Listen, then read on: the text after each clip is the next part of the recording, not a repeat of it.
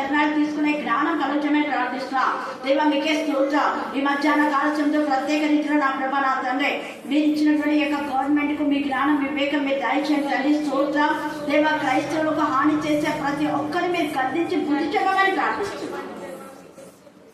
దేవా న్యాయం చేకూర్చండి. దేవా ముఖ్యమంత్రికి మీ జ్ఞానం వివేకం దయచేయండి. క్రైస్తవులకు అన్యాయం చేయకుండా నా ప్రభాతాన్ని ప్రతి విధమైన అక్రమంలో మా ప్రభాతాన్ని దేవా భయంకరమైన తాగుడు అనేటువంటి నా ప్రభావ వాటికి నా తండ్రి దేవా సెలవు ఇవ్వకుండా జ్ఞానం కలుగుతామని ప్రార్థిస్తున్నా. వారి షాపులన్నీ కూడా ఏస్తున్నామో మూయ బడులు కాక ప్రభావికుండా ఆచరిస్తున్నా. అలాగే ఎంతమంది ఎవరి బిడ్డలు విక్షణ పిడిగా తమ జీవితాన్ని పాడు చేసుకుంటున్నారు తండ్రి.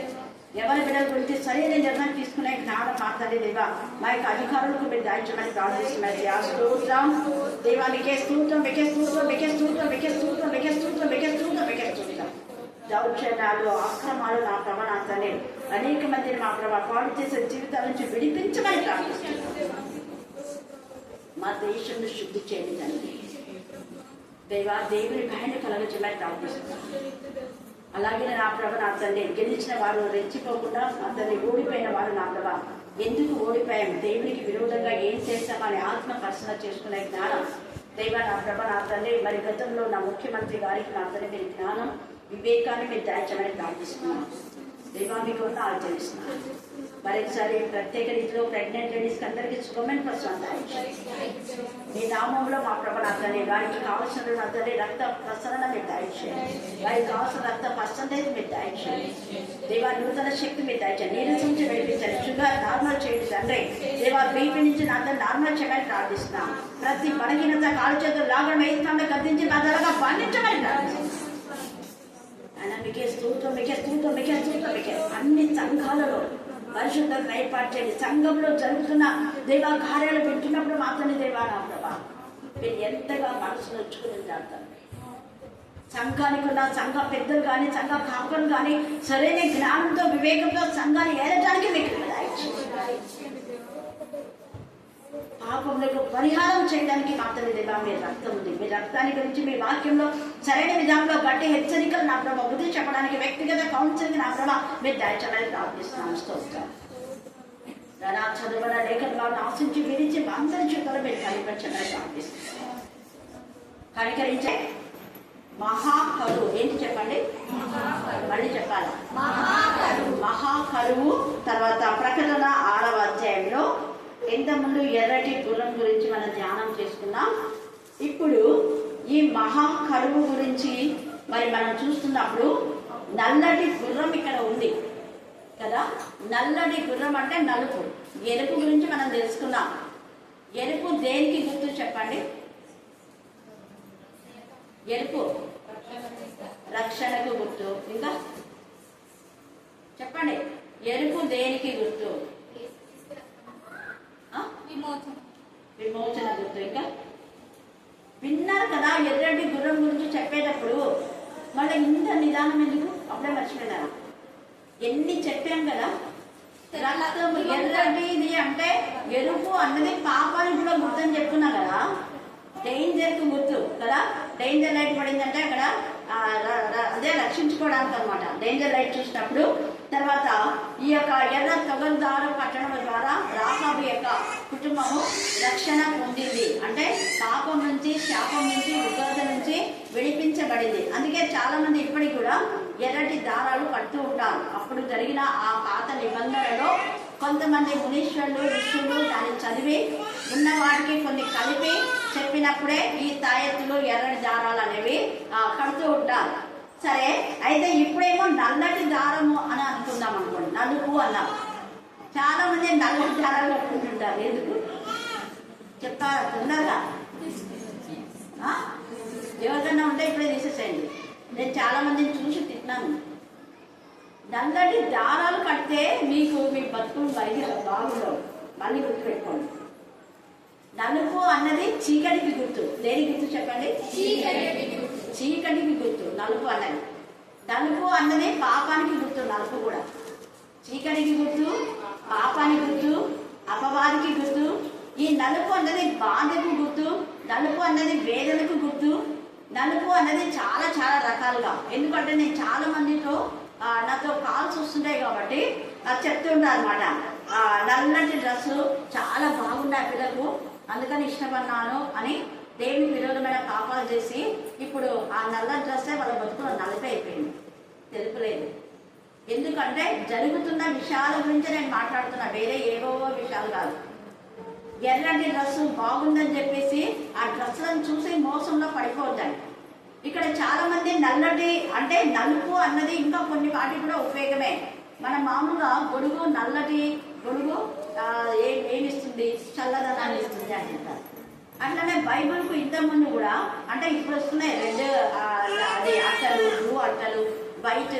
ఇప్పుడు చూస్తేనేమో ఇది వైట్ అనమాట కదా, అంటే వాళ్ళందరూ అనుకుంటున్నారేమో ఇప్పుడు వైట్ ఎక్కువగా వైట్ ఇస్తున్నారు. చాలా బైబిళ్లలో నలుపు, అక్కడ ఎందుకు నలుపు అనేది కూడా చాలా మంది అడిగేవారు. ఎవరంటే అన్యజనుడు. అక్కడ లోపల పేపర్లంతా తెల్లగా ఉంటాయి, తర్వాత పైన ఏమో రెడ్ లాగా పూస్తుంటారు కదా. చాలా బైబిల్లోకి రెడ్ ఉంటుంది, గోల్డ్ సిల్వర్ కోటింగ్ కూడా ఉంటుంది, గోల్డ్ కోటింగ్ ఉంటుంది. కానీ రెడ్ కోటింగ్ ఇచ్చింటారు, దానికి అర్థమైంది అని చాలా మంది అడుగుతుంటారు. అప్పుడు నేను వాళ్ళకు ఒకటే చెప్తా, అంటే మన జీవితంలో ఉన్న పాపాన్ని అన్నిటినీ కూడా తొలగించేది, నల్లగా ఉన్న మన జీవితాన్ని ఇలాగ తెల్లగా మారుస్తుంది అనేది ఒక అర్థం. ఈ ఎర్ర కోటింగ్ అంటే పాపంలో రక్తం లాగా ఎర్రగా ఉన్నా కూడా మన బైబిల్ తెలిస్తేనే నలుపు కనపడదు. తెలిస్తే ఏం కనపడుతుంది? అందరూ చెప్పాలా? బైబిల్ తెలిస్తే నలుపు కనపడుతుందా? తెలుపు కనపడుతుంది, అంటే పేపర్ తెలుపు. మళ్ళీ నల్లటి అక్షరాలు కనపడతాయి కదంటే అక్షరము పాపాన్ని చంపుతుంది. హల్లెలూయా, హల్లెలూయా, హల్లెలూయా. అంతేగాని నలుపు దేనికో చూసానని మూఢ నమ్మకాలు, లోక మర్యాద లాగా నల్లటి దారాన్ని కట్టుకోవడం కానీ, లేకపోతే నల్లటి మచ్చలు పెడుతుంటారు పిల్లలకు, 4-5 మచ్చలు, ముఖమంతా మచ్చలే ఉంటాయి. మనకి నిజంగా అది పెట్టి అదే మచ్చ అయితే బాగుంటుందా చెప్పండి? తెలివి లేనోడు మనలు, తెలివి ఉంటే చెయ్యరు, తెలివి లేకుండా పెడుతుంటారు. అందుకే నేనంట మరి అన్ని బొట్లు పెట్టినారు కదా, మళ్ళీ ప్రార్థన ఎందుకు? ఆ బొట్టుతోనే దృష్టి పోతుంది, బొట్టుతోనే రోగం పోతుంది, బొట్టుతోనే ఆరోగ్యం వస్తుంది. ఇంకా మళ్ళీ నేను ప్రార్థన చేయడం ఎందుకు అనడం న్యాయమా కాదా? గట్టి చెప్పండి, మళ్ళా చెప్పండి, మళ్ళా చెప్పండి. అది న్యాయం అని మనం అంటున్నాం. కానీ కొంతమంది ఏమైతుంది ఎక్క అని మనసులో పైకన్నారు లోపల బాధపడుతుంటారు. ఆ కథ ప్రేమ్ చేయించుకోవాలని ఇష్టం ఉంది, అక్కడ ఇష్టమో బొట్టొద్దు అంటారు. కొంతమంది ఈడొచ్చి బొట్లు తీసి ప్రాణం చేసినట్టు ఉన్నారు, అది కూడా దేవుడు తెలుసుకుంటారు. ఎందుకు నేను చెప్తున్నా, మీ పిల్లలకు యేసు నామంలో బుద్ధించాను. యేసు నామమే శక్తివంతమైన. ప్రార్థన చేసి ప్రార్థన నూనె ఒక చుక్క మీ బిడ్డల తల మీద మొసలను వెయ్యండి, అది రక్షణ, అది క్షేమంగా ఉంటుంది. అంతేగాని ఇలాంటివన్నీ చేయకూడదు. ఇక్కడ మనం చూస్తే చూడండి, ఆయన 3వ ముద్రను విప్పినప్పుడు రమ్ము అని 3వ జీవి చెప్పడం. మరి 3వ జీవి ఏ జీవమ్మా? మళ్ళీ చెప్పాలా? మనుష్యునికి పోలిక, మనుష్య రూపం ఉంది కదా. ఈ మనుష్య రూపం అంటే మనుషుడు మానవునిగా ఎన్ని జిమ్మిక్ చేస్తున్నాడో అవన్నీ మనకి ఇక్కడ అర్థమవుతుంది. మనుష్య రూపంలో తండ్రి అయిన దేవుడు తన స్వరూపమందు తన పోలిక చొప్పున నరులను చేయడం అని దేవుడు చేసుకుంటే దేవునికే హ్యాండ్ ఇచ్చేస్తుంటారు, దేవుని అవమానపరిచేస్తుంటారు, దేవుని బాధ పెడుతూ ఉంటారు. వాళ్ళ క్రియల ద్వారా, చేతుల ద్వారా, చూపుల ద్వారా, నడక ద్వారా. ఎవరి వీళ్ళంటే దేవుని ఎరగనిగా వాళ్ళ గురించి నేను మాట్లాడడం లేదు. వాక్యం తెలియని వాళ్ళ అన్ని జనుల గురించి మాట్లాడే, వాక్యం తెలిసి కూడా. ఇప్పుడు రీసెంట్గా ముఖ్యమంత్రి అదే పలానా వాడు గెలుస్తానని గెలవక ముందే చాలా మంది ప్రవక్తలు అనుకునే వాళ్ళు ప్రవచించారు. మీరు కూడా పోతుంటారు ఎక్కడ పడితే అక్కడ, ఆడ మీటింగ్ అక్కగా, ఈడ మీటింగ్ అక్కగా, ఆ ప్రవచనాలు చెప్తారు అక్క, అద్దెక ఇదగా. ఇప్పుడు ఏమేమైనా ప్రవచనాలు అన్యులందరిలో అవమానం. కారు బాగా చక్రాలు తిరుగుతుంది, ఎన్ని అడ్డొచ్చినా అవచ్చినా ఇవచ్చినా అంటే తెలంగాణలో కారు పోయినా చక్రాలు ఏమేమి ఊపినాయి. జగన్ వస్తాడు, ఫ్యాన్ ఏంది అది బయట ఎన్ని పరిస్థితుల్లో ఉన్నాడో, కరెంటు ఉన్నా లేకపోయినా, ఇన్వర్టర్ ఉన్నా లేకపోయినా, తర్వాత ఇంకేంది ఏంటది ఇక రీఛార్జ్ పెట్టేవి ఏమేమి ఉంటాయి కదా, రీఛార్జ్ ఫ్యాన్లు కూడా ఉంటాయి, రీఛార్జ్ ఫ్యాన్లు ఉంటాయి. తర్వాత ఇంకా ఏమేమో మోటార్లు పెట్టినా కూడా తిరుగుతుంది అంట. మరి తిరిగిందే? ఇవన్నీ ఎంత అవమానం. అందుకనే నేను ఎవరి దగ్గర కంటే వాళ్ళ దగ్గరికి పోవద్దని చెప్పేది. గతంలో కొందరు మన చర్చిలో ఇలాగ చెప్తేనే నేను ముఖాన్నే మాట్లాడను. ఇప్పటికి కూడా మన వాళ్ళ దగ్గరికి పోతుంటారు. ఆ సహోదరి పేరు చెప్పడం నాకు బాధగా ఉంది. అందుకనే ఎందుకు నేను ఈ మాట చెప్తున్నా అంటే, దేవుని యొక్క ప్రవచనం 100% నెరవేరుతుంది, కానీ ఎప్పుడు మారదు. ఎందుకు నేను చెప్తున్నా? ఇంకొకటి ఏంటంటే, ఎందుకు దేవుడు ఒకవేళ ఉదాహరణకు మంచి చేసి ఉండొచ్చు, మరి ఎందుకు ఇలా జరిగిందంటే, దేవుడు అకారణంగా ఎవరికి అవకాశం ఇవ్వడు. సైతాన్ కూడా అవకాశం ఇస్తాడు. సైతాన్కు అక్కడ మనం 20వ అధ్యాయంలో చూస్తే, సాతాను 1000 సంవత్సరాలు బంధించిన తర్వాత సాతాను ఏం చేస్తున్నాడు? మళ్ళా వినిపిస్తున్నాడు కదా. ప్రకటన 20 చదవండి, 1-2 వినిపిస్తున్నాడు. వీళ్ళంతా దేవునికి విరోధం కదా, వీళ్ళకి ఎందుకు విజయం వచ్చింది అని కొంతమంది అక్కడ ఉన్నారు. జగన్ గారు దేవుడు నమ్ముకున్నారు కదా, వాక్యం చెప్తున్నారు కదా, ప్రార్థన చేస్తున్నారు కదా, ఎందుకు వచ్చింది అంటే, వాక్యం నమ్ముకున్నారు, ప్రార్థన చేస్తున్నారు, కానీ ఒక్కదానిందే మీకు. అందుకే పదే పదే నేను మాట్లాడేది. ఎందుకంటే ఒక్కదానిందే మనసు ఉంచండి. డబల్ గేమ్ ఆడితే వచ్చేది ఇలాగనే. నేను దేవుడు నమ్ముకున్నా, దేవుడు చూస్తాడు అని చెప్పి బైబిల్ పట్టుకొని అక్కడ పోయి నదిలో మునిగి బొట్టు పెట్టుకొని జంజం కట్టుకొని హిందువునని ఒప్పుకొని ఆ ప్రసాదాలు తిన్నాను. అదంతా నేను కొంతమందికి వాట్సాప్లో పంపించాను. చాలా మందికి తెలుసులేండి. చూడండి, దేవుడికి ఏది కోపం అంటే విగ్రహారాధన అన్న కోపమే. నేనే నీ దేవుడని, దేవుడిని ఒప్పుకోకపోతే అది పాపం. అలాగనే విగ్రహ సంబంధమైన ఏది తిన్నా కూడా పాపమే. పాపం అంటే వ్యభిచారం చేస్తే పాపం కాదు. వ్యభిచారం ఇది కూడా ఒక ఆత్మ సంబంధమైన విధానంలో పాపము. దేవునికి విరోధంగా ఏం చేసినా కూడా అది పాపమే. మనకు అర్థం కావడం లేదు ఎందుకు ఇది జరిగింది అనుకుంటున్నా. దేవుడు ఎప్పుడు అన్యాయం చేయడు. దేవుడు ఎప్పుడు చేయడు అన్యాయం. మీరు అనుకున్నారు మేము ప్రాణం చేస్తున్నాం, మేము వాక్యం పోతున్నాం, ఎగ్జామ్లో పోతున్నాం, మేము శుక్రవారం పోతున్నాము, ఇంకా ఎప్పుడెప్పుడో పోతున్నాము అని మీరు అనుకుంటున్నారు. మంచిదే. మరి వాక్యం వినే బతుకులు మార్చుకుంది ఎక్కడుంది? నేను అదే అడుగుతా. ఎక్కడ మార్చుకుంటున్నారు? అసలు సండే స్కూల్ పిల్లల గురించి కొన్ని ఇంటుండే గుండె పగిలిపోతుంది. ఇందాకనే ఇక్కడ ఉన్న కొంతమంది విన్నారు. ఎప్పుడంటే నాకు కాల్స్కి వస్తాయి. ఆ బాధ నాకు తెలుస్తుంది కాబట్టి నేను సంఘంలో బాధతో మాట్లాడతాను. ఇప్పుడు వీళ్ళు నిన్నటువంటి మాటలు చూస్తే సంఘంలో అంత రుచిపోయిన వాళ్ళకు ఏం జవాబు ఇస్తారు? నేను అదేనా వాళ్ళకి పోయి వాళ్ళని అడగండి అన్నా. నేను సంఘంలో ఇంత ఇదిగా జరుగుతూ ఉంటే మళ్ళీ సంఘం గురించి ఏం మాట్లాడుతున్నారు, బయట అన్యులు ఏం మాట్లాడుతున్నారో మీకు తెలియదా అన్న.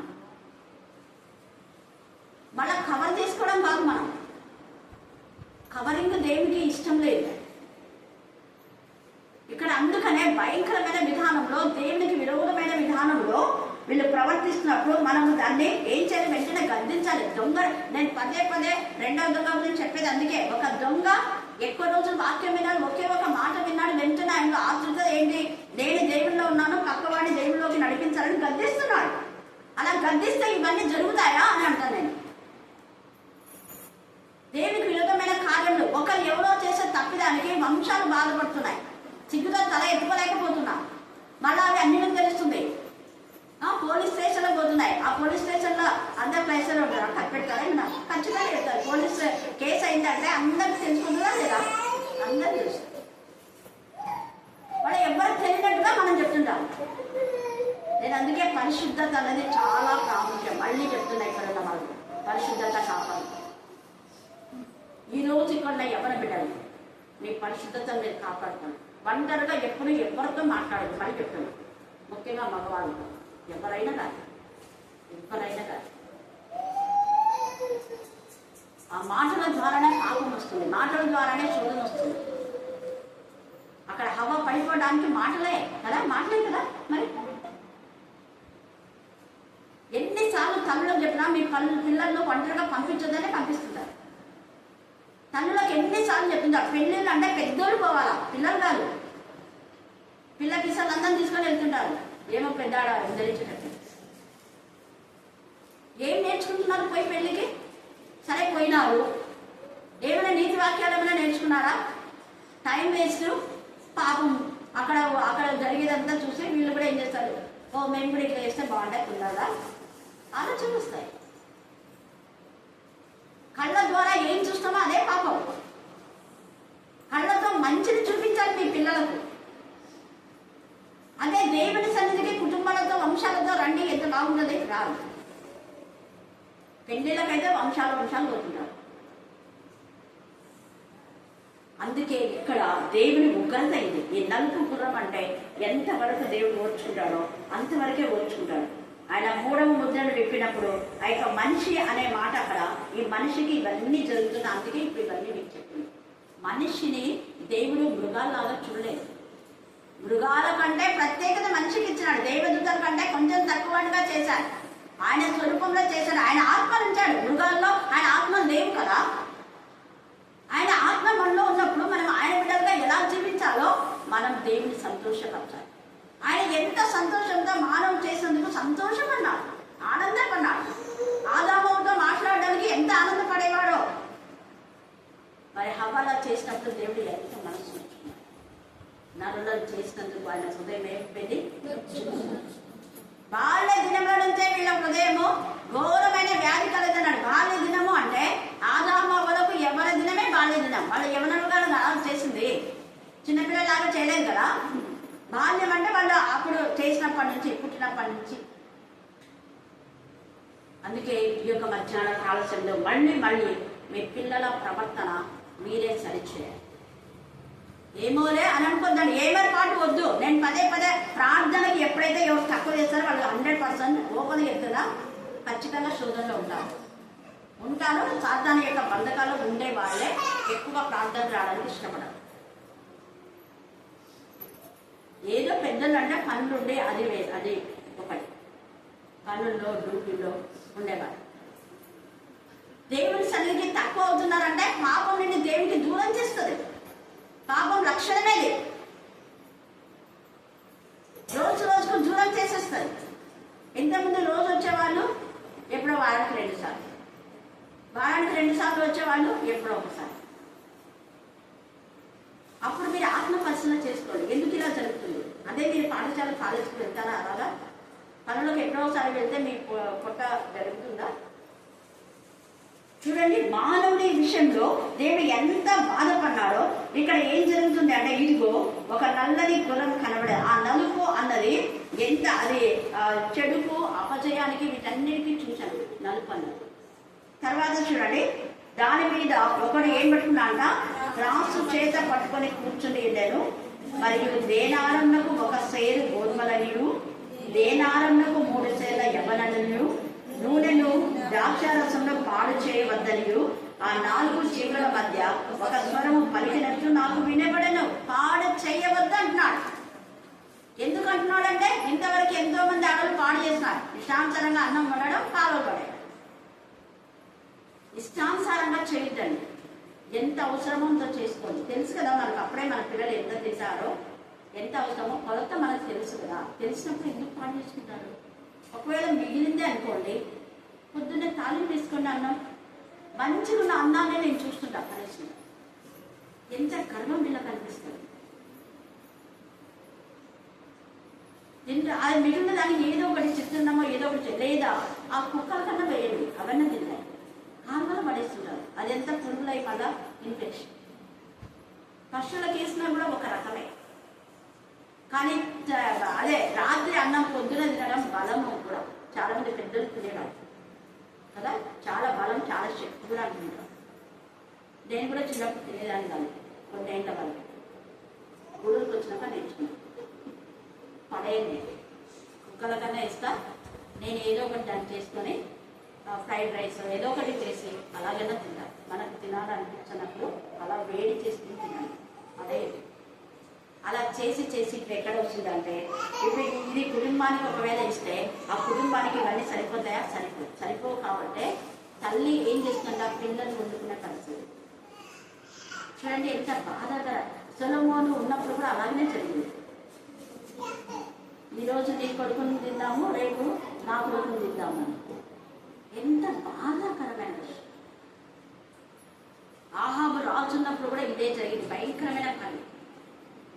అయితే ప్రవక్త చెప్తాడు, ఖచ్చితంగా దేవుడు ఈ కరువు నుంచి మనం విడుదల చేస్తాడంటే ఆహాబు రాజు నమ్మడు. నువ్వు నమ్మవు కాబట్టి అక్కడందరూ కూడా, ఆ కుష్ఠరోగులందరూ కూడా వెళ్ళి అక్కడ ఉన్నటువంటి ఆ సమృద్ధి అయినటువంటి వాళ్ళ శత్రువుల, యుద్ధానికి పోయిన శత్రువులు వదిలేసి పారిపోయి వెళ్ళిపోతారు. అదంతా పెద్ద స్టోరీ. అయితే కుష్ఠరోగులు అక్కడికి వెళ్తారు, ఏమైనా దొరుకుతుందేమో అని. చాలా ఉన్నది. అప్పుడు వాళ్ళు వచ్చి చెప్తారు. చెప్పినప్పుడు ఎంత విస్తారమైనటువంటి ఆహారం వాళ్ళు పొందిస్తారు. ప్రవక్త చెప్పిన మాట ఖచ్చితంగా నెరవేరుతుంది. నాకు ఎవరైనా ప్రార్థన చేయమంటే నేను దేవా నీ చిత్తం అయితే, ఇప్పుడున్న ముఖ్యమంత్రి ఇప్పుడున్న ఎమ్మెల్యే గురించి చేయమన్నప్పుడు దేవా నీ చిత్తం అయితే ఆయన ఎమ్మెల్యేగా చేయండి అంటారు. కొందరు చేయమంటే నాకు నేను ఏం చేయలేను, మీరే చేసుకుంటాను. ఎందుకు నేను ఈ మాట చెప్తున్నా అంటే దేవుడు అలా ప్రేరేపిస్తాడు. నీ చిత్తమైతే వీళ్ళకి ఒక కొడుకు దయచేయండి, వాడు అడుగుతున్నాడు. నీ చిత్తమైతే వీళ్ళకి ఉద్యోగం దయచేయండి, అది చేయాలి. అది మనం చేయవలసింది. దేవా వీళ్ళు నీ పనిలో ఉన్నారు, నీ చిత్తమైతే కృప దయచేయండి, గర్భాలు తెరవండి. గర్భానికి ఏం ఆటంటుందో మాకు తెలియదు, కానీ గర్భం ఏదో శక్తులు నుంచి విడిపించగల దేవుడు. గర్భఫలం ఎవరికి బహుమానం మీరే అన్నారు. దేవా మీరే కృప దయచేయండి. వీళ్ళ గర్భం మూయబడింది ఏ శాపం నుంచి ఏ పాపం నుంచి. ఎందుకంటే అబీమెలెకు యొక్క కుటుంబంలో అబ్రహాంను బట్టి వాళ్ళ కుటుంబంలో అందరినీ మోయబడినాయి, కానీ దేవుడు తెచ్చాడు. హల్లెలూయా హల్లెలూయా హల్లెలూయా. అందుకని మనం దేవుని చిత్తమైతే వాక్యంలో ఉంది, దేవుని చిత్తమైతే ఇది అది చేద్దాం. నేను నన్ను పిలిస్తే ఏమో దేవుని చిత్తం అప్పుడు ఉంటే చూద్దాంలే అంట. దేవుని చిత్తం అయితే వస్తాను, దేవుని చిత్తం అయితే ఇది అది చేద్దామనే చెప్పాలి. కరెక్ట్గా వస్తానని రాకుండా ఉండకూడదు. ఇంకా రానని పోయినా పర్వాలేదు, కానీ వస్తానని చెప్తే అక్కడ వాళ్ళంతా వెయిట్ చేసుకుంటారు. వాక్యం సంబంధం కదా, చెప్పకూడదు, యథార్థంగానే మనం ఉండాలి. అందుకని ఇక్కడ చూడండి ఎంత ఇదిగా ఆ యొక్క సమయంలో భయంకరమైన కరువు. అయితే ఈ మధ్యాహ్న కాల సమయంలో ఈ కరువు నుంచి మనము ఒకవేళ అన్నం లేకుండా ఆకలితో అలమటించి చచ్చిపోయినా పర్వాలేదు, కానీ దేవుని రాజ్యవాసులు అయితే భయంకరమైన ఈ కరువు కంటే ఇంకొక కరువు ఉంది. ఆమోసు 8వ అధ్యాయం 12వ వచనం చదవండి. ఆ కరువు నుంచి మనం విడుదల పొందాలంటే వాక్యం. నువ్వు వాక్యంలో ఉంటే నీ కరువు అనేది ఉండదు. అసలు మనిషి రొట్టె వలన మాత్రం కాదు, కానీ దేవుని నోటి వచ్చి ప్రతి మాట వలన జీవించు. ప్రవక్త అయినటువంటి ఏలియాకు ఎవరు వండి పెట్టలేదు, కానీ ఎవరో వండినటువంటిది కాపురం తెచ్చారు. అక్కడ వంట చేశారా? ఆయన దగ్గర చేయలేదు. ఎక్కడో వండేటివి కాపులను తీసుకొచ్చారు. ఆయన వండుకోలేదు, వంట పాత్రలు లేవు, పొయ్యి లేదు, సరుకులు లేవు, ఏమీ లేని స్థితిలో దేవుడి సమృద్ధి అనే జీవితాన్ని ఏలియా మనం చూస్తే ఏలియా ప్రవక్తకి ఇచ్చారు. అద్భుత కారణం ఏంటంటే దేవుడి పైన ఆధారపడిన బిడ్డలు తక్కువ కాదు. సారెపతి విధురాలు కూడా భయంకరమైన కరువులో దేవుని నామమును కనపరిచింది. దేవుని నామం పేట చిన్న అప్పం దైవజనునికి ఇచ్చింది. ఆ కరువులో ఆమె సమృద్ధిగా ఉండింది, అనేకులు సమృద్ధిలో ఉన్నారు. ఈ మధ్యాహ్న కాలంలో మీరు సమృద్ధిలోకి రావాలంటే ఇవ్వడం నేర్చుకోండి. ఇప్పుడు మనము అందుకే మన పండుగ సరిగా పండుగ ఇవ్వడము అంటే నేను చెప్పే తిండి గురించి, డబ్బుల గురించి, బట్టల గురించి కాదు, దేవునికి సమయం ఇవ్వండి. హల్లెలూయా హల్లెలూయా హల్లెలూయా. 3వ యోహాను 2 ఎప్పుడు మర్చిపోదు. నీ ఆత్మ వర్ధంత అన్ని విషయంలో వర్ధంత తక్కువ కాదు. నీకు అనారోగ్యం ఉన్నా, షుగర్ ఉన్నా, డయాబెటీస్ ఉన్నా, బీపీ ఉన్నా, ఏ రోగం ఉన్నా నువ్వు ఆహారం తినడానికి దేవుడు సెలవిస్తాడు. ఆయన సెలవు లేకుండా మేము భోజనం చేయలేము కదా అనేది వాక్యంలో దేవుడిని సెలవిస్తాడు. ఆ భోజనము తినే శక్తిని, జీర్ణం చేసుకునే శక్తిని దేవునికి ఇస్తాడు. చదవండమ్మా 8:12. రాబో దినములందు దేశంలో చూడండి, దేవుడే చెప్తున్నాడు. ఇది మాట ఎవరో కాదు. ఇప్పుడు అందరూ అంటాడు ఆయన బాగా ప్రాణం చేసి ఆయన జైలు ఈయనకు వచ్చింది. ఎందుకు వచ్చింది అంటే కొంతకాలం ఇస్తాడు దేవుడు. ఆయన చేసింది కూడా తప్పే కదా. అంతే, అది ఒకటి. ఇంకొకటి ఏంటంటే ముఖ్యంగా వీళ్ళు అబద్ధ ప్రవక్తలు జాగ్రత్తగా అని దేవుడు రుజువు చేయడానికి కూడా అబద్ధం ఇచ్చిండొచ్చు కదా, అవునా కదా? నేను అదే అనుకున్నాను. దేవుడి నామం అవమానపరచకుండా, ఇప్పటికే అవమానపరచబడింది, మరలా అవమానపరచకుండా ఉండాలని కూడా ఆ అబద్ధం యొక్క ప్రవచనాల అబద్ధమని చెప్పడానికి కూడా ఒకవేళ ముఖ్యమంత్రికి అపజయం వచ్చి ఉండొచ్చు. ఎందుకంటే వాక్యంలో కొన్నిసార్లు వీళ్ళ నోట నేను అబద్ధాలు ప్రవహిస్తానన్నాడు. దేవుడే చెప్పాడు. నీవు అబద్ధాలు పలికిస్తావా? మరి అబద్ధం పలకడానికి ఎవరు పోతారంటే ఒక ఆత్మ అక్కడికి వస్తారు. నేను పోయి ఆ ప్రవక్తల నోట్ల అబద్ధాలు చెప్పిస్తా అని చెప్తాను. చూసారా? కారణం ఏంటి అంటే మనం దేవునికి విరోధంగా చేసినప్పుడు అనుకూలమైన పరిస్థితులు ప్రతికూలంగా మారుతాయి. మనం ఆధ్యాత్మిక అనుకూలంగా ఎదుగుతున్నప్పుడు ప్రతికూలతలు అనుకూలంగా మారుతాయి. అదే అక్కడ ఇక్కడ అందుకే అంటారు రాబోవు దినంలో దేశంలో భయంకరమైన క్షామం పుట్టిందును. చూడండి, అన్న పాలములు లేకపోవుట వలన వచ్చే క్షామం కాదు. ఈ కరువు కాదు. ఈ కరువులో కనీసము దేనారంలకు ఇక్కడ దొరుకుతూ ఉన్నాయి. ఏదో ఒక విధానంలో నూనె, ద్రాక్షారసము, పిండి దొరుకుతుంది. కానీ ఈ కరువులో చూడండి, యెహోవా మాట వినకపోవుట వలన కలుగు క్షామంగా ఉండును. ఈ క్షామమును తట్టుకోలేక ఇప్పుడు దేవుడి దగ్గర మీరు ఇట్టున్నారు. దేవుడు నా యొక్క నోటిని పెదవులను మూసేస్తే నేను చెప్పాలనుకోని ఉంటుంది. నాకు ఎంత తాపత్రం బయటికి రావు. ఒకవేళ నేను చెప్పినా మీకు వినపడదు. అర్థమైంది ఇప్పుడు మీకు? అదే నేను చెప్పినా మీకు వినపడదు. అందుకే వినిపించబడ్డప్పుడే విని బతుకులు మార్చుకోండి అని చెప్పేది నేను. అంతగా బాధపడి చెప్పేది అదే. ఇక్కడ ఎంత చక్కగా ఎంత అప్పుడు చక్కని కన్యకలు అనే ఇప్పుడు చక్కని కన్యకలకు వచ్చింది భయంకరమైన జబ్బులు, పాపపు రోగాలు. పాపపు రోగంతో ఇక్కడ ఏం చేసుకోలేని పరిస్థితులు అలమటించిపోతున్నారు చక్కని కన్యకలు. అందం మోసకరం, సౌందర్యం వ్యర్థం. ఎన్నిసార్లు సంఘంలో చెప్తా ఉంటాం, వినరు. అందంగా ఉన్నాడు, అందంగా ఉన్నాడు, అందంగా ఉంది, ఉద్యోగం ఉంది, అది ఉంది, ఇది ఉంది అని దేవుడికి విరోధమైన కార్యక్రమాలు చేయడానికి తల్లులు నేర్పిస్తారు.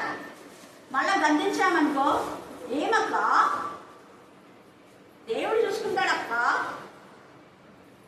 తప్పుడు మళ్ళీ ఒప్పుకోరు. గద్దిస్తే ఏమక్క దేవుడు చూసుకుంటాడక్క అంటే నేను మళ్ళా ఇప్పుడు చూసుకున్నాడు కదా అండి, ఇప్పుడు చూసుకున్నాడు కదా, ఇప్పుడు వచ్చి వేయించకుండా ఇప్పుడు చెప్తున్నాడు ఏం చేయాలా ఏం చేయాలని. ఇప్పుడు దేవుడు చూసుకున్నాడు, దేవుడు అడుగుతుంది. అంతే కదా, నన్ను అడుగుది. ఫలానా సేవకులు చెప్పారంటే మరి ఆ పాసులు పోయి అడుగుకో. నువ్వు ఇందాక సైతం 10 నిమిషాలు అదే ఫోన్ వచ్చింది. ఎవరిని పిలిచి మీరు ప్రార్థన చేయించుకొని, ఎవరిని పిలిచి మీరు ఇది అనుకున్నారా వాళ్ళని అడగండి సొల్యూషన్. నన్ను ఎందుకు అడుగుతున్నారు? ఇప్పుడు ఇలాగే అడిగాను. ఇంకా ఛాన్స్ అవి ఇచ్చారు. ఇంకా నేను కొంత చెప్పాను. వాక్యంలో ఉంది ఒకటి, వ్యక్తిగతంగా గద్దించమన్నారు, వినలేదు. ఒక 4-5 కుటుంబ పరంగా గద్దించమన్నది, వినలేదు. పోలీస్ స్టేషన్ కూడా పోయినారు, వినలేదు. సంఘంలో పెట్టండి అన్నా నేను. అవునా? అప్పుడు తెలుస్తుంది. సంఘంలో ఈ మాట చెప్పండి. మీరు ఎందుకు చెప్పలేకపోతున్నారు? మీరు ఇలా చెప్తే మిగతా కొంతమందికైనా జ్ఞానోదయం అవుతుంది. అలాగనే ఇంత ఖచ్చితంగా చెప్పినప్పుడు చెప్పిన వాళ్ళని మనం ఊక అనుకున్నామైనా అప్పుడు వాళ్ళకి గుర్తిస్తుంది. అవునా కదా? అందుకనే ఇంత బాధపడుతున్నారు అనేది వాళ్ళకి తెలుస్తుంది. ఆత్మీయంగా ఉండేవాళ్ళు జరిగే పరిస్థితులు చూసి ఎంత గుండె కోతగా ఉంటుందో అది ఆత్మ సంబంధం తెలుస్తుంది. డబ్బు కోసం పనిచేసే వాళ్ళకి ఏం తెలుస్తుంది? తెలీదు. ఈ రోజు మాట రేపు మాట మాట్లాడతారు. చక్కని కన్యకలు అండర్లైన్ చేసుకోండి, కంటెంట్ చేయండి మీ పిల్లలకు. అందముకు పడిపోవద్దు. చక్కని కన్యకల గురించి ప్రత్యేకంగా రాశాడు ఇక్కడ. వాళ్ళు దేవుడి వాక్యం కోసం అంటే ఒక సముద్రం నుంచి ఇంకొక సముద్రానికి వెళ్తారంట. అంటే ఫ్లైట్లో లేదా షిప్లో వెళ్తారు. ఎంతెంతో ఖర్చు పెట్టుకొని దొరకదు. ఆడటం దేవుని వాక్యం వినాలి వినాలి. ఎవరు చెప్తారు? అదిగో అక్కడ వినిపిస్తున్నారు ప్రతి ఒక్కరంటే ఆడిపోతారంట. మళ్ళీ అక్కడి నుంచి ఇక్కడ వినిపిస్తారు. ఇక్కడ ఆ ఒక్క వాక్యం ఏంటంటే మన బతుకులు బాగా చేసుకుంటామని అంత ఆరాటం. ఒక సముద్రం నుంచి ఇంకొక సముద్రానికి వెళ్తున్నాం. ఎంత జర్నీ. ముందు దేవుడిచ్చిన జీవితాన్ని బతుకు పాడు చేసుకుని ఇప్పుడు వెళ్తే, అందుకే చేతులు కాళ్ళ తర్వాత ఆకులు పట్టుకోవడం కాదు, అంటే జాగ్రత్త పడాలి. ఎంత ఇదిగా చూడండి, పరిశుద్ధాత్మ దేవుడు మనతో మాట్లాడుతున్నాడు. మధ్యాహ్న కాల సమయంలో ఇలాంటి భయంకరమైన కరువు నుంచి, పాపం నుంచి, శాపం నుంచి మనం విడిపించబడాలి అంటే పాపం వల్ల వచ్చే జీవితం మరణం తేజగా ఉంది. అది 2వ మరణమని కూడా ఉంది. అందుకే చాలా జాగ్రత్తగా మన పిల్లలు పెంచాలి. 2వ కొరింథీ 1:3 చదవండి. 2వ కొరింథీ 1:3.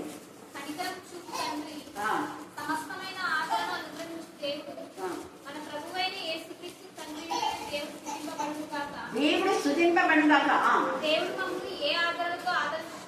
మేము ఆదరణ పొంది మీకు చెప్తున్నాం. మమ్మల్ని ఏ ఆదరణతో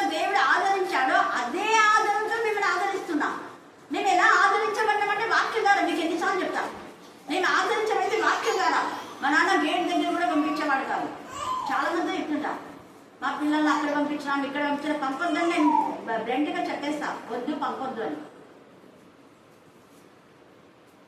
ఏ పెళ్ళిళ్ళకు మేము పోలేదు. పెద్దగా అయిన తర్వాత అది కూడా ప్రార్థనలో ఉన్నప్పుడు అక్క మాకు బ్లెస్సింగ్స్ ఇవ్వాలి అంటే తప్ప నేను పిల్లలుగా ఉన్నప్పుడు ఎప్పుడు పోలేదు. ఉద్యోగం వచ్చినాక సొంత వాళ్ళ ఎంతసేపు అమ్మ నాన్న లేదంటే పెద్దన్న, ఇంకా చిన్న ఇప్పుడు కాస్ట్ కాబట్టి ఖచ్చితంగా పోవాలి. అంతేగాని పిల్లలు తీసుకొని ఎప్పుడు పోలేదు. అందుకే దేవుడి ఈ స్థితిలో మమ్మల్ని దేవుడి తల్లులను లెక్క అంటాడు. తప్పంతా తల్లులదే అంటా నేను. చెప్పినా కూడా పిల్లలు ప్రార్థన రాలేదని నిద్రపోతున్నారు. నిద్రపోతే నాకు తల్లి లేకలేదా? ఈ రోజు పోయిన నిద్ర సోమరి గురించి విన్నారు కదా మీరు. సోమరి వాని చేను దాటి రాగా ఆ చేనులో దూలగండ్లు ముళ్ళ తుప్పలు వస్తాయంట. ఈరోజు వాక్యం మీద కూడా పండుతున్నటువంటి జీవితం రేపు ముళ్ళ తుప్పలు ఇవే పెరిగేది. ప్రార్థన పోకుండా ఏం చేయని చెప్పి గద్దించాలి. ఒకరోజు మేము ఎప్పుడైనా వాక్యం చెప్పితే మా మమ్మీ మాకు ఎంత శిక్ష వేస్తుందో మీకు చెప్పాను నేను. టెక్నికల్ ఆమె ఇక్కడ ఉంది. ఆ టెక్నికల్ చర్చలో వేప చెట్టు ఉంది. ఆ వేపం తెచ్చి దంచి టీలో పోసేది. ఎందుకంటే పొద్దున్నే కాఫీ టీ ఖచ్చితంగా అలవాటు మాకు. అన్నం తినకుండా టిఫిన్ లేకుండా టీ కావాలి కదా. కాబట్టి ఇదిగో ఇలా వేస్తున్నా. అది చేయదని ఉమ్మేస్తే అట్లనే దేవుడు నేను ఉమ్మేస్తాడు చూడండి. ఇట్నే ఉమ్మేస్తాడు చూడు దేవుడు నేను. మీ పిల్లలు ఎలా పెంచుకున్నారు? పిల్లలకు మంచి భవిష్యత్తు రావాలంటే బాగా పెంచాలి. రోజు వెళ్ళండి అని చెప్పాలి. అసలు పాపం ఆ కృష్ణవేణి ఎప్పుడైతే మారిందో ప్రతిరోజు వాళ్ళ కూతురు తీసుకొని వస్తారు. వాడి కబర్ కూడా ఎట్టుంది రావాలి పిల్లలు. ఎందుకంటే యవ్వన పిల్లలు దేవుని సన్నిధిలో ఉన్నారు. రోజు మరి కూడా దేవుడికి పనిలేదా ఉంది, కానీ దేవుని సన్నిధిలో ఉండాలి. కుటుంబ సమేతంగా వచ్చి ఎంత ఆశీర్వాదం. అందుకే ఇక్కడ చక్కని కన్యకలు అనేది మీరు అండర్లైన్ చేసుకొని బ్రతుకులు ఇక్కడ కూడా అంటున్నారు కదా. 1 కొరింథీయుల 3వ అధ్యాయం. మేము ఆదరణ పొందేమో మిమ్మల్ని ఆదరిస్తున్నాం. ఎందుకు వచ్చింది చదవండి.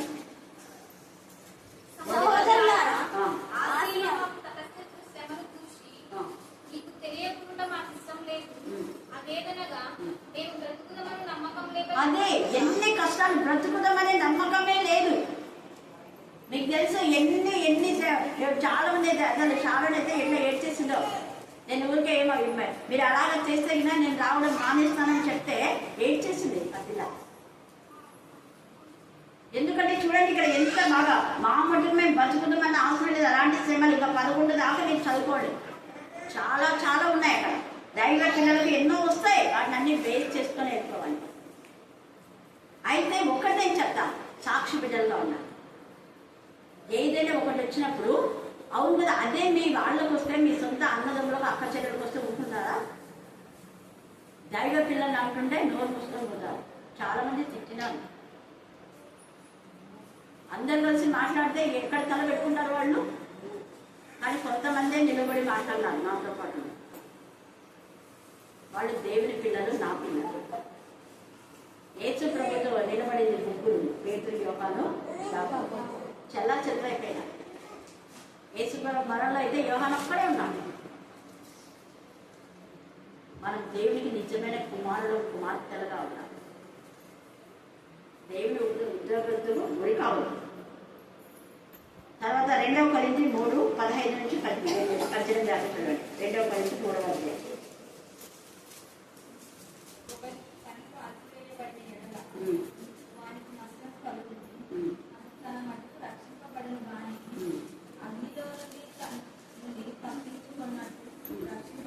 అది ఇంకా పైకే రక్షణ కాదు అంటున్నాడు ఇక్కడ. తర్వాత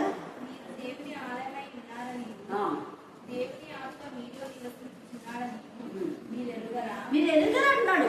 దేవుని ఆలయం మీలో ఉంది. మీ పిల్లల్లో దేవుని ఆలయం అనే వాక్యం ఉంది. వాక్యమే ఆలయం. వాక్యమే పరలోకంలో ఆలయం ఉంది అంటాడు. అక్కడ పోయి చూస్తే దేవుడే ఆలయం. అది ఎందుకు వాక్యం వినండి. వాక్యం దేవుడే ఉండండి. వాక్యమే ఆలయం. అందుకే ఎంత తేజగా మీరు దేవుని ఆలయం అయినారు. మీరు ఎరగరా? విగ్రహంతో ఏం పొందిక, లోకంతో ఏం పొందిక, పాపంతో ఏం పొందిక, చీకటితో ఏం పొందిక. వెలుగు బిడ్డలు వెలుగు సంబంధులు రావాలి. వెలుగు బిడ్డలు వెలుగు దగ్గరికి రావాలి. అయితే ఈ భయంకరమైన ఈ కరువు దేవుడేందుకు భయభక్తి గల బిడ్డలకు ఉండదు. ఎందుకు అంటే చూడండి, ప్రకటన 7వ అధ్యాయంలో మనం చూస్తే 1-2 వచనాలు చదవండి. 7వ అధ్యాయం. అటు తర్వాత భూమి యొక్క 4 దిక్కులలో నలుగురు దేవదూతలు అంటే ఇప్పుడు వీళ్ళందరినీ పిలిచాడు అన్నమాట. 6వ అధ్యాయంలో ఈ యొక్క దేవదూతలను పిలిచి వాళ్ళకందరికీ 4 గుర్రాలు ఉన్నాయి ఇక్కడ. ఇదంతా తెల్లటి గుర్రము, ఎర్రటి గుర్రము, నల్లటి గుర్రం, కాంతుల వాత. ఈ నలుగురు పైన అధికారం దేవుడే ఇస్తున్నాడు. దేవుడే ఇచ్చి వీరికి ఏమని చెప్తున్నా అంటే భూమి మీదనైనను సముద్రం మీదనైనను చెట్టు మీదనైనను గాలి వీచకున్నట్లు భూమి యొక్క 4 దిక్కుల వాయువులను పట్టుకొని ఉండగా చూచుతున్నాయి. ఒక్కసారి చదివి అర్థం చేసుకో. మొత్తము గాలి అంటే ఆక్సిజన్ రాదు, రాకపోతే నువ్వు బతుకుతావా, చచ్చిపోతావు. చక్కర్యాల నిల్చున్న చోటనే కుళ్ళిపోతారు మనుషులు. కన్ను తొర్రల్లో ఉంచి అవన్నీ కూడా అస్థి పంజరం లాగా సెకండ్లో మారిపోతారు. భయంకరమైన పరిస్థితి.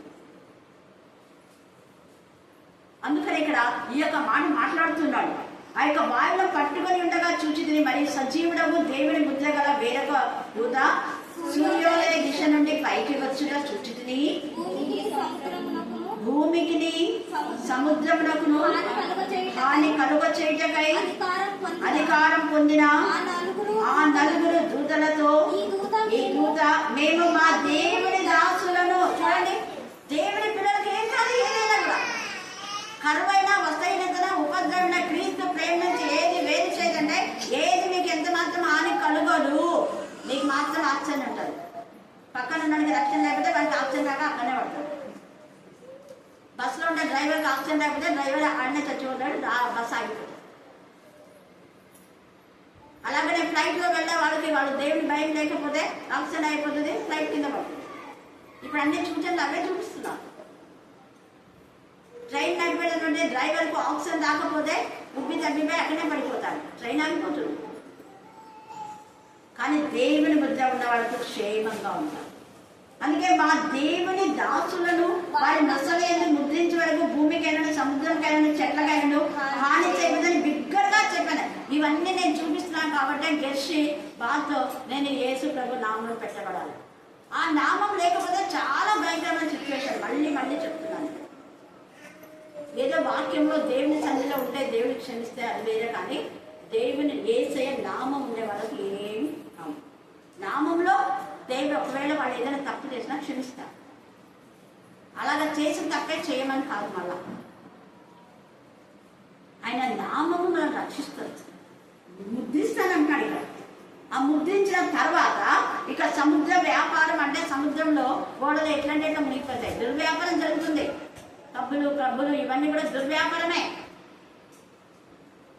సముద్రం అవతల పోయి చీకటిలో చేసే క్రియలు ఇవన్నీ కూడా అన్ని నాశనమే. కానీ గడ్డికి కూడా ఏం హాని జరగదు, గడ్డి మొక్క కూడా హాని జరగదు అంట. వాళ్ళు అదంతా చదవండి 7వ అధ్యాయంలో తేటగా రాయబడింది. గడ్డికి కూడా హాని జరగదు. కానీ ఇక్కడ దేవుని యొక్క నామమును ముద్రించని వారికి మాత్రం ఏం కాదు, మిగతా అందరికీ ఉంటుంది. లెక్కింపబడిన జనసమూహం మళ్ళీ కింద ఉంది. అది ఇప్పుడు మనకు టైం లేదు కాబట్టి ఈ యొక్క మధ్యాహ్న కాల సమయమందు దేవుని భయభక్తి కలిగి ఈ మహా కరువులో నుంచి దేవుడు తన పిల్లలు ఖచ్చితంగా కాపాడు. 2వ రాజులు 4వ అధ్యాయంలో అక్కడ ప్రవక్తల శిష్యుల యొక్క భార్య విధవరాలు నిస్సాయ స్థితిలో ఉంది. దేవుడు కాపాడు. ఆ నూనెని దేవుడు ఆస్వాదించినాడు. అమ్మి అప్పు తెచ్చమన్నాడు. మళ్ళీ చెప్తున్నా, ముందు అప్పు ఇవ్వండి. అప్పు ఇవ్వకుండా ఇంట్లో పనులన్నీ అవసరాలన్నీ కొంతమంది అంటే మనం చెప్పిన దానికి మనం సంవత్సరం అంటే సంవత్సరం, నెల 6 నెలలు అంటే 6 నెలలు ఎంతో ఉందో మనం చెప్పుకుంటే కదా, ఆ చెప్పుకున్నప్పుడు ఇచ్చి మళ్ళీ కావాలంటే తీసుకోండి, అది పద్ధతి. కానీ ఇస్తామన్నప్పుడు ఇవ్వకుండా నువ్వు ఏది చేసినా అది బ్లెస్సెడ్ ఉండదు. మళ్ళీ చెప్తున్నాను, నువ్వు పంట వేసుకున్నా కూడా ఆడ నూనె వస్తే మీరు అమ్ముకొని తినండి అని చెప్పాలి. ముందు ఏం చేయమన్నాడు? అప్పు తెచ్చమన్నా.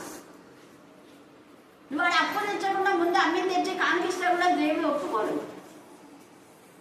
అక్రమమైనటువంటి సంపాదన తెస్తే ఇస్కరియోతు యూదా దేవుని సన్నిధిలో అది చేర్చబడుతున్నావు. క్రమంగా తీసుకుందాము, అప్పుడు దేవుడు దాన్ని అంగీకరిస్తాడు. కాబట్టి మధ్యాహ్న కాల సమయమందు దేవుని ఎందుకు భయభక్తి గల బిడ్డలకు ఏది తక్కువ కాదు. అక్కడ మత్తయి 7వ అధ్యాయంలో మీరు చింతించొద్దండి.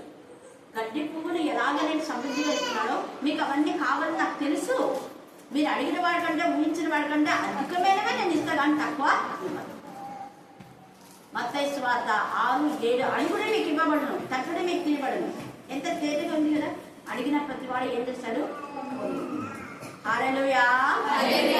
దేవుడు ఈ లేఖన భాగం దీవించి ఆశీర్వదించుగాక. ఆమేన్, ఆమేన్, ఆమేన్. ఈ సమయమందు ఇందిరా మనందరినీ ప్రార్థన. పరిశుద్ధుడైన మా గొప్ప దేవ, మీ పాదాలకు వందనాలయ్యా, స్తుతులయ్యా, స్తోత్రములైనా.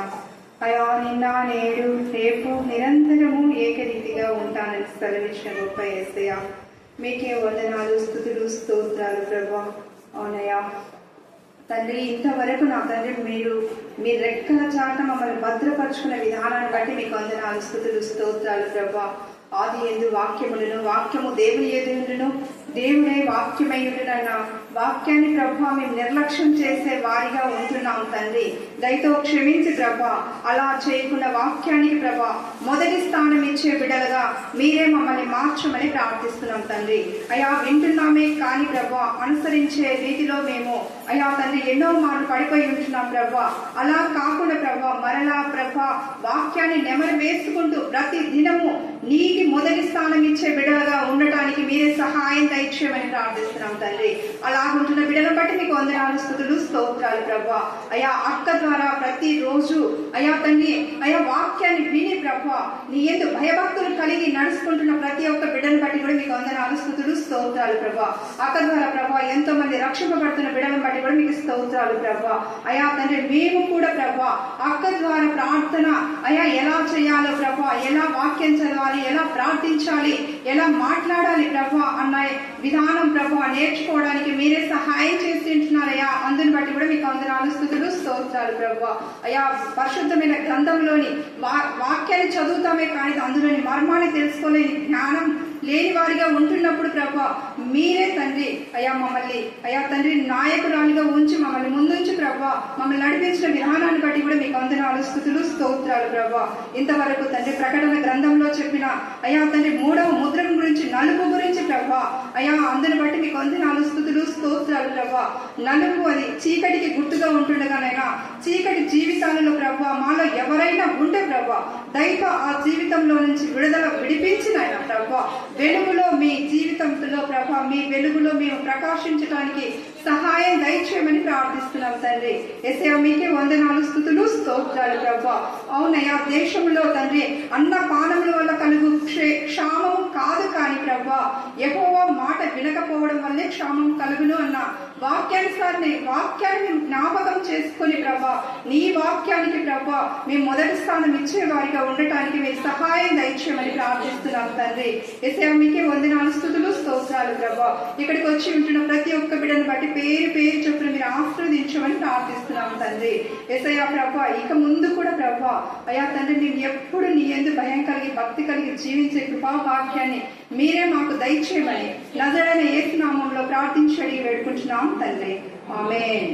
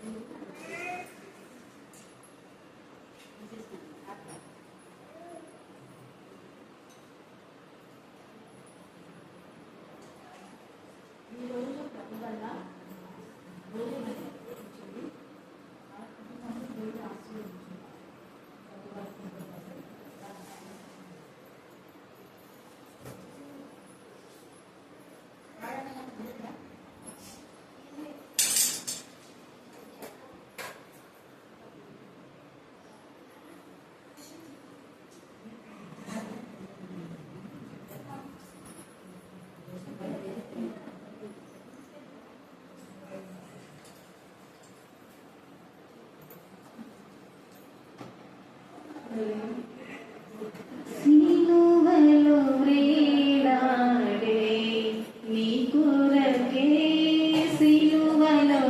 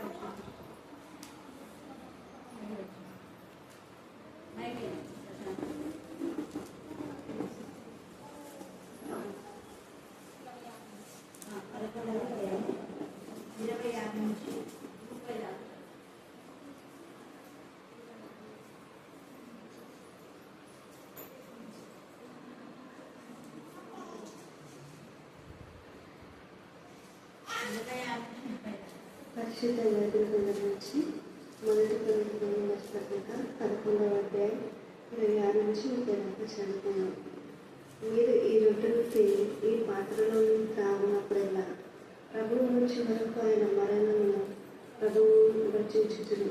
కాబట్టి ఎవరు అయోగ్యముగా ప్రభువు యొక్క రొట్టెను తినును లేక ఆయన పాత్రలోనిది త్రాగును వాడు ప్రభువు యొక్క శరీరము గూర్చి రక్తము గూర్చి అపరాధియగును.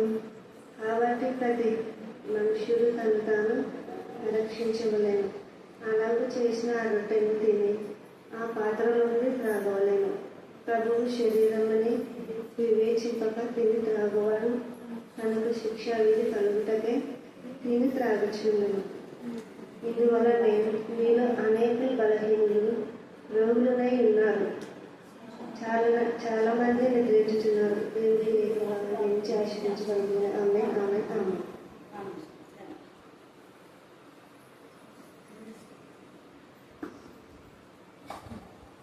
దేవుని నామమునకు మహిమ కలుగుగాక. మరి చదువుకున్న లేఖన భాగం ప్రకారం మనం చూస్తే మనం తీసుకున్నటువంటి యొక్క రొట్టె అది ప్రభు శరీరం అని వివేచించాలి అంటున్నాడు. ఎంతో మంది రొట్టెలు చేస్తుంటారు. మనకు రొట్టె ఊరికే తయారు కాదు, మనకు తెలుసు. ఆ యొక్క పొలంలో నుంచి వాటిని దుల్లగొట్టి మంచి వాటిని ఇంటికి తెచ్చిన తర్వాత మళ్ళా వాటిని శుభ్రం చేసి తర్వాత వాటిని మిషన్లో వేసి వచ్చిన ఆ పిండితో కూడా మళ్ళీ నీళ్లతో కలిపి దాన్ని రొట్టెగా కాల్చబడిన రొట్టెను కూడా మనం అట్నే తినాం, మళ్ళీ ముక్కలు చేసి. అంటే ఈ వాక్యం అన్నది కూడా అలాగనే. ఈ వాక్యము ద్వారా మన బ్రతుకులు శుద్ధి చేయబడాలి అన్నది దేవుని యొక్క ఉద్దేశం అన్నమాట. ఆయన చేతితో తూర్పారబట్టబోతున్నాడు అని కూడా మనకు లేఖన భాగంలో వ్రాయబడింది. తూర్పారబట్టేది పొలం అయితే ఆ తూర్పారబట్టేది సంఘంలో పొట్టుని ఎగరగొట్టాలి. కానీ మనలో పొట్టుని ఎగరగొట్టాలి, పొట్టు ఉండాలని. పొట్టుతో గింజలు ఇంటికి తెస్తే ఏమైపోతాయి? పాడైపోతాయి. శుభ్రం చేసే కదా ఉంచేది ఎవరైనా. ఈవెన్ మనం చిన్న మిరపకాయలనే అదేం చేస్తారు, దాన్ని తొడిమెలు తీసి పెడితే పాడవకుండా ఉంటాయి. తొడిమెలతో అంటే పెడితే పాడైపోతాయి. చెత్తతో పొట్టుతో ఎప్పుడు గింజలను అలాగనే ఉంచాలి. గింజలు కొంతకాలం ఉంచాలంటే శుభ్రం చేసిన గింజలే. అలాగనే మన బ్రతుకులో కూడా శుభ్రం చేయబడి ఉండాలి. ప్రభు యొక్క శరీరం అని మనం వివేచించి తింటున్నప్పుడు ఆయన ఎంత పరిశుద్ధులో ఆ పరిశుద్ధత మనం స్వతంత్రించుకోవాలి. ఆయన రక్తంలో ఎంత శక్తివంతమైందో తెలిసినప్పుడు, ప్రభా మీ రక్తం మేము తాగాం కాబట్టి మాకు నీ శక్తిని నీ ప్రభావమే ప్రభా. మీ రక్తము కార్చడము ద్వారా, మీరు సిలువలో వేలాడబడడం ద్వారా, మీ సిలువలో గాయపడడం ద్వారా, సిలువలో మీ యొక్క శరీరం నలగబట్టడం ద్వారా సాతాను క్రియలు నయమైనాయి ప్రభా. మరణమును జయించాలి మీరు. ఇక మేము మరణించాం, ఒకవేళ మరణించినా మీతో పాటు మేము ఉంటాం ప్రభువా అని వివేచించి మనం తీసుకోవాలి. ద్రాక్షలు ఎలాగ నల్లగొట్టబడతాయో అలాగా ఆయన శరీరం నల్లగొట్టబడతాయి. నల్లగొట్టబడిన ద్రాక్షల నుంచి రసం బయటకు వస్తుంది. ప్రతి పండు నలిగితే తప్ప రసం రాదు. నలగకుండా రసం వస్తుందా? రాదు. అలాగనే నీకునేమో నల్లగొట్టబడాలి. నల్లగొట్టబడితే శక్తివంతమైన రసము ఎలా తయారై అనేకులకు ఉపయోగపడుతుందో మనం నల్లగొట్టబడితే ఇతరులకు ఉపయోగకరంగా ఉంటాం. హల్లెలూయా, హల్లెలూయా. ఆ యొక్క క్యాండిల్ వెలుగు ఇవ్వాలంటే అది ఖచ్చితంగా కరగాలి. కరగకపోతే వెలుగునివ్వదు. ఆ వెలుగునివ్వండి క్యాండిల్ వేరే వాళ్ళు ఖచ్చితంగా వెలిగిస్తుంది. పక్కన ఒక వెలిగే క్యాండిల్ నుండి వెలగని క్యాండిల్ దగ్గరికి తీసుకపోతే అది వెలుగుతుందా? వెలగదా? కానీ మనం ఏం చేయాలా? ఈ వెలిగే క్యాండిల్లో వెలగని క్యాండిల్ దగ్గరికి తీసుకుపోవాలా, లేదా వెలగని క్యాండిల్ అంటే వెలిగే క్యాండిల్ దగ్గరికి రావాలి. ఎంత మార్మికమైన సత్యం అంటే, నువ్వైనా రక్షణ లేని వాళ్ళ దగ్గరికి పోవాలి, రక్షణ లేని వాళ్ళన్నా నీ దగ్గరికి రావాలి. అప్పుడు వాళ్ళ బ్రతుకులు సరి అవుతాయి. అయితే ఎవరి దగ్గరికి పోకుండా మన ఇంట్లోనే రక్షణ లేని వాళ్ళు ఉన్నారు. వెలిగిన నీవు వెలిగిస్తున్నావా కుటుంబాన్ని? వెలిగిన నీవు వీధిని వెలిగిస్తున్నావా? సమాజంలో వెలుగుగా ఉన్నావా? దేవుడు మనతో మాట్లాడుతున్నాడు ఈ మధ్యాహ్నంలో. మనం వెలుగు బిడ్డలుగా మనము రక్షణ పొంది ఇతర రక్షణలోకి నడిపిస్తాం. మనం ప్రభు శరీరంలో పాల్గొని పరిశుద్ధతగా ఉండి ఇతరులు పరిశుద్ధులుగా చేద్దాం. దేవుడు ఈ లేఖన భాగాన్ని అలా చేయకపోతే భయంకరమైన వ్యాధులు వస్తాయని ఇక్కడ రాయబడింది. చూడండి, ప్రభు శరీరం అని వివేచింపగా ఊగే ఏదైనా ప్రభు వల్ల తింటున్నాంలే అనేది కాదు. ప్రభు శరీరం అనే వివేచింపక తినే తాగు వాడు ఏమైతుందట శిక్షా విధి కలుగుటకే శిక్ష వస్తుంది అంటాడు ఇక్కడ. శిక్షా విధి అంటాడు ఇక్కడ. మీకు శిక్ష వస్తుంది అంటాడు. కలుగుటకే తిని తాగుచున్నాడు. ఇందువల్లనే మీలో ఏమైనారట బలహీనులు అనేకులు రోగులు అయి ఉన్నారు. అంటే అనేకులు వివేచించడం లేదని అర్థం. చాలా మంది నిద్రించుచున్నాడు అన్నమాట నిజమైన మరణాలు. రెండవ మరణానికి ఇంకా దోహదం చెప్పాలనుకుంటే అయితే మనమే విమర్శించుకునే ఎలా తీర్పు పొందక పోదుము. మనం తీర్పు పొందిన ఎలా లోకంతో పాటు మనకు శిక్షా విధి కలుగుకుంటున్నట్లు ప్రభు చేత శిక్షింపబడుచున్నాం. కాబట్టి సహోదరులారా, భోజనం చేయటకు మీరు కూడి వచ్చినప్పుడు ఒకరి కొరకు ఒకరు ఏం చేయాలంట కనిపెట్టుకొని కనిపెట్టుకొని అంటే దాని అర్థం ఎంత ఇంటర్వ్యూ ఉంది. ఎక్కడికైనా పోవాలంటే ఒకరినొకరు తీసుకోవద్దు. మరి దేవుని చదువు వచ్చినప్పుడు ఇంకొకరిని కనిపిస్తున్నామా దేవుని సన్నిధిలో, ఇంకొకరు దేవుని వాక్యం వినాలని ఆశపడుతున్నామా అని దేవుడు అడుగుతున్నాడు. ప్రార్థన చేసుకున్నాడు. ఆయన అప్పగిప్పబడినటువంటి రాత్రి ఒక రొట్టెని పట్టుకొని కృతజ్ఞతలు చెల్లించి విరిచి ఇది నా శరీరం అని చెప్పినట్టుగా యేసయ్యా ఇది మీ శరీరం తండ్రి. దేవా మీరు ఎలాగ నల్లగొట్టబడినారో అది మేము విన్నాం. ఈ యొక్క శరీరమైన ఈ రొట్టెను విరిచాం తండ్రి. విరగొన్నటువంటి ఈ యొక్క ముక్కలను మేము తింటున్నప్పుడు మాకు నీ బలాన్ని, నీ శక్తిని, నీ ప్రభావాన్ని పాపం ఎదిరించే శక్తి మాకు దయచేసి పరిశుద్ధత నుంచి అతి పరిశుద్ధులోకి నడిపించమని ఏ శ్రమలో ప్రార్థిస్తాం తండ్రి. ఆమేన్, ఆమేన్, ఆమేన్.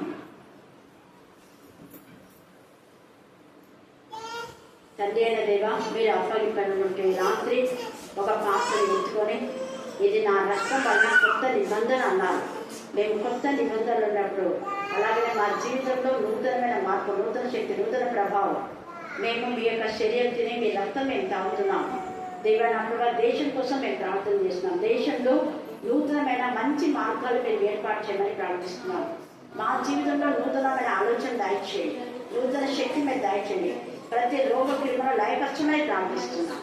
దేవా మీకేమన్నా అది ఇది మీ రక్తమైనది మేము విశ్వసిస్తూ మీరు మాతో చేసిన నిబంధన బట్టి వల్ల ఆచరిస్తూ నా చేసినంలో ప్రార్థిస్తున్నాం తండ్రి. ఆమేన్, ఆమేన్, ఆమేన్. Okay madam.